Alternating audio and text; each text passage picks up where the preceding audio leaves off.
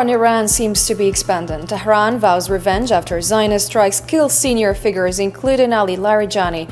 Missiles and drones are now crossing multiple fronts, not just Israel but the Gulf, raising the risk of a wider regional spillover. And the impact is already global. Oil jumps past $110 a barrel after strikes hit critical energy infrastructure, including South Pars, the largest gas field in the world. One question is now at the center of this conflict. Is this still a contained war or the start of something much bigger? We discuss all of this with our guests in a few moments.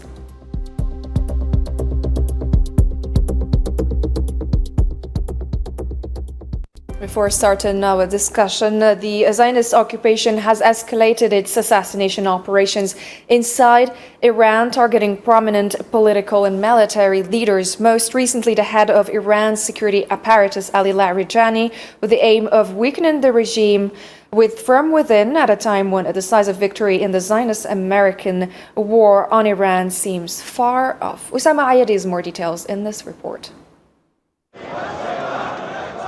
The war in the Middle East has sharply intensified following the assassination of senior Iranian figure Ali Larijani. The killing comes amid a broader pattern of strikes allegedly aimed at weakening Iran's political and military structure. According to regional accounts, the campaign reflects a long-standing doctrine attributed to the Zionist entity, targeting senior leadership figures to pressure Tehran into concessions, particularly regarding its nuclear program and regional influence.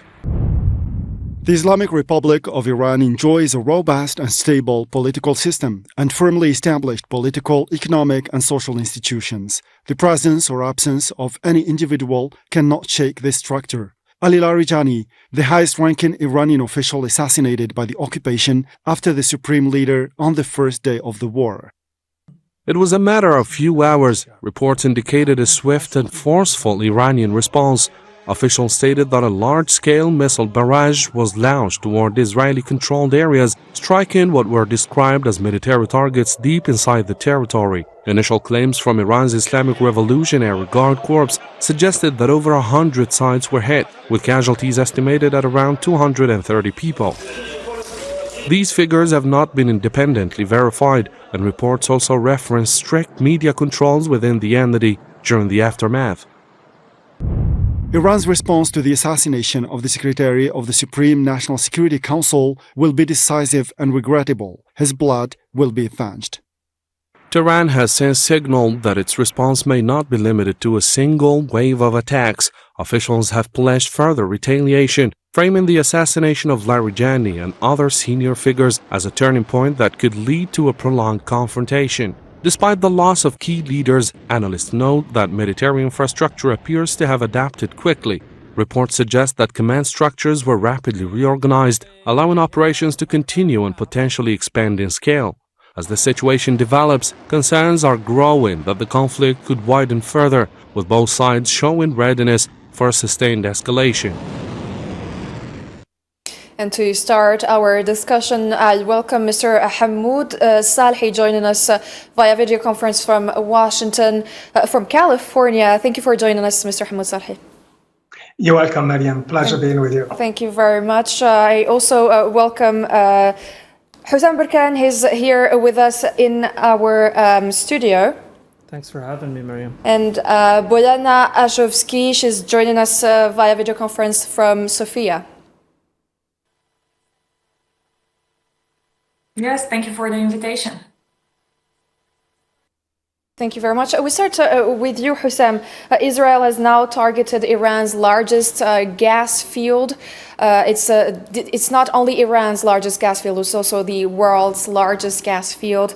Does it mark a shift from military escalation and targets to full-scale strategic economic warfare? Exactly, Mariam. So basically what happened today is a huge shift actually in what is going on since the beginning of the war. Because when we talk about South Paris, it's extremely serious because we're talking about the largest natural gas field in the world. Mariam, it's a big deal. It's the largest natural gas field in the world. It holds around 51 trillion cubic meters of gas. Can you imagine this? 51 trillion cubic meters of gas, which is roughly about 20%, like 19% to 20% of the global gas reserves in the world. Like only this field holds roughly about 20% of the global gas reserves in the field, which is almost 1/5 of the world known gas field. And as you just mentioned, Mariam, what making it really important is that it's not only an Iranian gas field, but it is shared with another nation now, which is Qatar, and it is called the North Dome on the Qatari side. And on the Qatari side, we're talking about 18.5 billion cubic feet per day. And it's considered as the backbone of the Qatari economy because it represents about 80% of the state revenue, of the Qatari state revenue. So now when the Zionist entity is targeting the largest gas field in the world, which is shared between Iran and Qatar, it's literally a shift in how the conflict is being perceived because, it is super important because it's the backbone of the LNG exports to all over the world, like the biggest two exporters of LNG to the world. And when the Zionist entity is attacking this field, it's not attacking the field, but it's attacking a whole ecosystem of energy all over the world.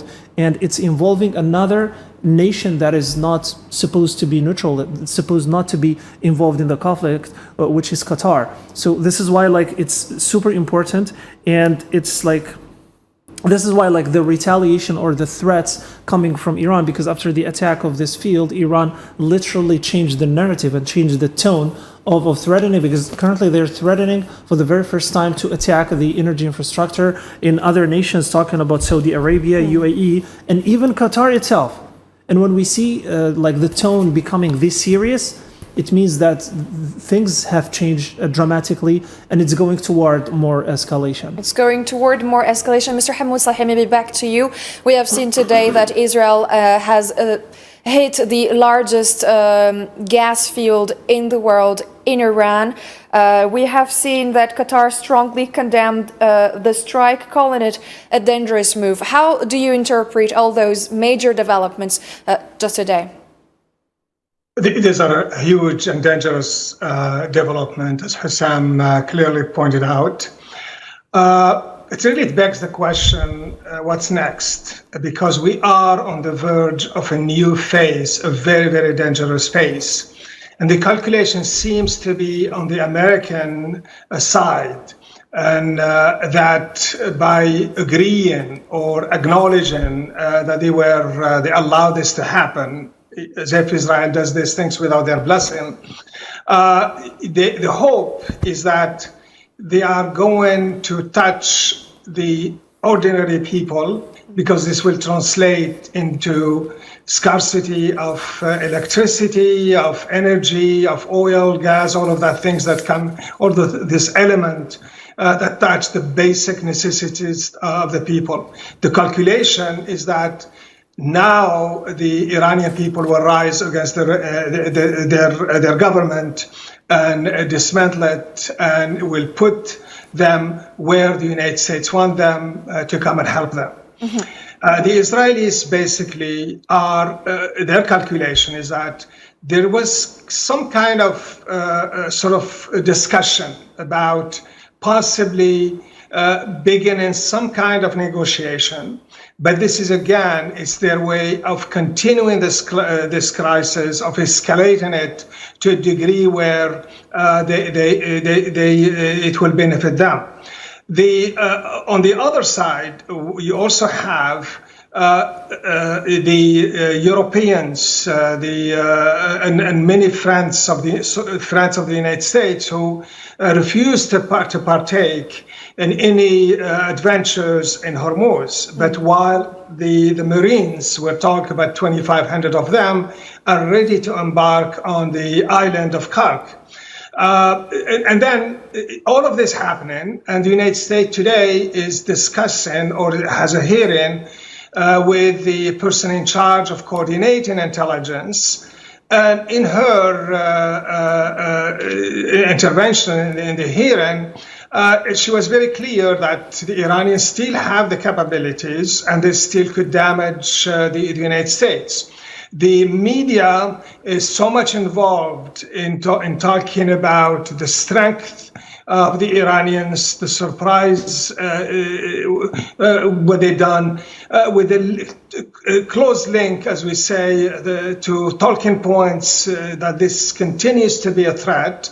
So in that sense, we are also moving in that direction of more wars, more escalations. And that's really where the challenge is. We're hoping perhaps some international institution, be it the United Nations or somebody there, not individuals, because what we've seen so far, we've seen individual objections, but not entities, not like institutions that stood firm against what amounts to a clear violation of international law and the right of Iran's sovereignty. Okay. So in short of that, maybe let's get back to Boyana, and we carry on with the rest of the ideas. Boyana, today's strikes on Iranian oil and gas facilities have already pushed energy prices higher, with tensions around the Strait of Hormuz adding to global concern. How serious is this moment?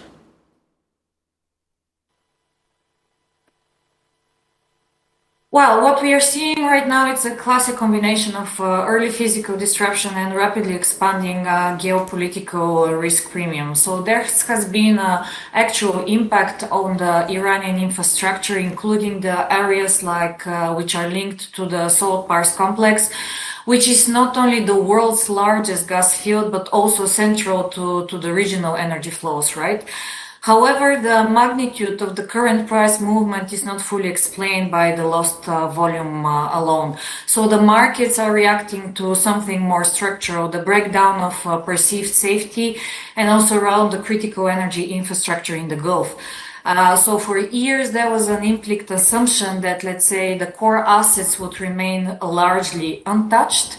And it seems that that assumption is now being questioned. So at the same time, what we're seeing, traders are pricing and probability of escalation, not just the current state, right?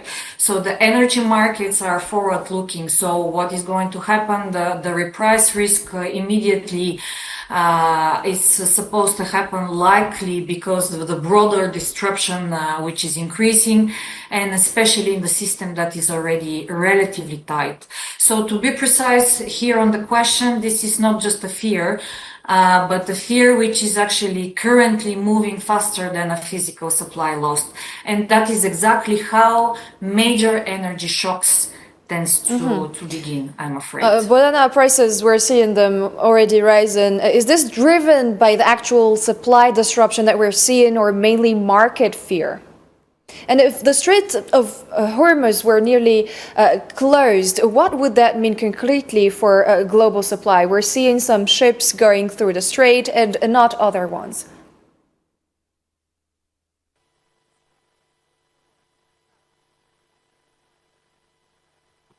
So, if disruption in the Strait of Hormuz becomes sustained, the implications in the systems will be global, not only regional. So, roughly 1/5 of the global oil supply and close to 20% of global LNG trade passes through this corridor. That makes it one of the most critical checkpoints in the global energy system. In practical terms, three things would happen right now. So, first, the logistical disruption, even if not fully booked, reduced traffic, higher insurance costs, and rerouting delays would contain flows. So the second is, of course, the price dislocation, because marginal barrels and LNG cargoes are going to, would need to be redirected. And it's a problem. The pricing would shift globally, not just in the Gulf, I'm afraid. And the third thing, which is important to be mentioned here, is the competition and the relocation. So particularly between Asia and Europe, as both regions depends very much of LNG markets, and these markets are already tight. So there are alternative exports routes from some Gulf producers, but they do not fully compensate the maritime capacity through the region. So the key point here is that a prolonged disruption would definitely transform this form of regional security issue into a global allocation program for energy security. Understood. Mr. Hamoud Salhi, we've been talking about the trajectory of this war. Where is it going? With the energy infrastructure shared with countries like Qatar now at risk, could this conflict begin to pull neutral Gulf states directly into the war? Well, it depends what's going to happen next, but eventually one would think that this is high time for the region, and not just the Gulf state, to begin putting pressure on the United States and Israel to stop this. In other words, what is expected is for the region to take matters in its own hand, because the moment the Israelis attacked the energy, the oil, the gas refineries, that was an attack against the region, because it touches the very basic security of the Gulf region in this case. And so these countries feel threatened. And then you have also what you've seen today, attacks on the Qataris facilities as well. What I see this perhaps is to take this an opportunity to take the lead and see to it that enough is enough. And this is perhaps where the Gulf Cooperation Council steps in and do something about putting pressure on the United States so that the case doesn't escalate. So that the case doesn't escalate. Today we have seen Hussam, Qatar declaring the Iranian military attaché persona non grata. How significant is this diplomatically in the current context? It's very, very dangerous, Mariam, because, in wars, when we talk about wars, even in the biggest wars, it's so important to maintain channels of communication. And the main channel of communication usually are the diplomatic missions. So when Qatar reached the point of expelling the ambassador and the military attaché, and they're giving them 24 hours to leave the country, and they're considered as persona non grata, it is very, very dangerous and very important shift in what is going on currently in the war. And like we've been talking about, like if the war is going to be contained, are we witnessing escalation or de-escalation? But day after day, Mariam, we're noticing that the escalation is going even further. And today's attack on the energy, one of the most important energy fields in the region. It's not only in the region, but it's in the world. It's like it's the backbone of the gas, LNG gas in the world, because like most of the countries all over the world, they're consuming gas that is coming from Qatar and from Iran, and attacking it like this, and then the retaliation of Iran threatening the entire regional energy networks became part of the battlefield now. And like literally what Iran currently is saying is that if its energy system is attacked, no energy system in the region is spared. Like literally this is the message they're sending. And what we're witnessing right now is the response of the Gulf countries, that they've been maintaining, this kind of diplomatic narrative and posture. But now I think like the whole region is being pushed toward a direction that nobody wants to do this, and it's all because of the reckless attack conducted by the Zionist entity. As the professor was talking, like even the United States now allowing such an attack to happen is very, very weird, especially that's like just like yesterday we talked about the resignation of one of the most important officials in the United States, saying that the United States was not supposed to be part of this war, and it was dragged by Israel. And this is the very first time that such a statement coming from the White House or from one of the officials of Donald Trump's administration, like we're seeing things escalating. Things are going toward a very dangerous direction, and the response of Qatar expelling the diplomats, the diplomatic mission, is very dangerous sign that we're not really we're not optimistic, and most of the reports are saying this. Mr. Hamoud Salhi, Tehran has warned Gulf energy sites to evacuate after its own facilities were hit. Does this signal a widening threat to the entire regional energy network? Maybe briefly. Very briefly, I think what the Iranians are approaching this threat or this escalation more as an existential threat, particularly with the approaching of troops, Marines, with the threat that the President Donald Trump has been sort of pushing to take over the Hormuz or to take the ships along the strait. So they are taking this as an existential threat, and they see this as a red line, and they have said this on many occasions. They warned, they had a warning before that that's where the red line is. So I'm not surprised that this is happening. But there is also certain kind of realities that we have to look at. The Iranians have been known to be pragmatic, very calculating, and very measured in their responses.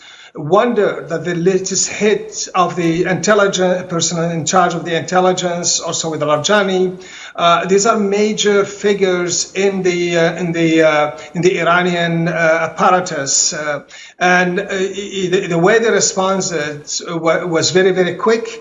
And it could be that this is more of a retaliation or a response to this latest killing than anything else. There is also another theory that the killing of top leaders brings more radicalized, if you want, or some hard-fought leaders who are less pragmatic, less experienced, and could sort of take decisions that could be less seen as maybe too much to take.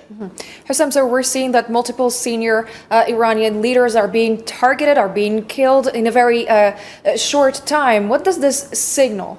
It's very, very dangerous, Mariam, and it's part of the whole image that we're seeing. Even the retaliation regarding the energy field that Iran is talking about, it's related to the assassination of the leaders, as the professor was talking about. So in a couple of days, Mariam, we noticed the assassination of, today we're talking about Ismail Khatibi, the intelligence minister, and yesterday we had Ali Larijani and Ghulam Reza Soleimani, which is so dangerous. Like in a couple of days, killing the top senior leaders is very, very important. So now we're talking about a multi-layer decapitation strategy, because we're talking about three decapitation strategy. The first one is the political coordination. The second one is the internal security, and the third one is the military mobilization. And when we talk about like the intelligence, many of you know in nations, intelligence is the part of the is the system or the part of the country or the regime that allows the state to anticipate, coordinate, and to control. So hitting the intelligence is like very, very dangerous. And this is, even though like we talked about the fact that Iran, they follow like a different system, which is, you know, the doctrine of the mosaic defense, which is a decentralized system that allows other parts of the body to function, even though the leadership is being decapitated, because the goal of killing these leaders is basically to disrupt the entire ecosystem of decision making. But it's very, very dangerous so far. We don't know exactly what is going to happen. Will the system, the mosaic defense system is going to work or not? So far it's working. We're not witnessing any collapse of the regime. We're seeing that the decision-making process is still going on. But in the future, we're going to see what is going to happen. Mr. Hamoud Salhi, maybe as the last question before we wrap up, Israel's defense minister says no one in Iran has immunity. We've seen Donald Trump saying that Washington is doing a very good job and is not backing down. Iran is also saying that they're going to pay the price for killing their top leaders and they're going to retaliate. Where is this going? It's a very, very good question. I think the Israelis have made a policy of killing top leaders with the belief that they are that there will be some reactions from the masses, the people against the Iranians. But this is known. We've seen this against Hamas leaders. We've seen this against Hezbollah, and we see more. The other part of this is that this kind of approach is not successful. The same approach was applied in the case of the Taliban in Afghanistan. Today, Taliban has survived all those decapitation. And where is it going is that Israel is looking for a way of extending this war to its fullest. The goal for the Israelis is to create a dismantlement of the regime or to weaken it, despite the fact that recently the Israelis have been saying that, we may not be able to topple the regime, we may not be able to kill all the leaders, so we are going to get out. But we'll come back later. I mean, in other words, the Israelis understood that it's a tall order to change the regime, but they are going to pursue this venue, attacking the infrastructure, killing the leaders to weaken Iran and to come back later. On the United States Thank you very much, Mr. Hamoud Saleh. I'm afraid we're running out of time. You're a professor of political sciences and associate dean of international education at the California State University. Thank you for joining us. You're welcome. Boldana Ashovsky, you're CEO of AtMix. You joined us live from Sofia. Thank you for taking part of our show tonight.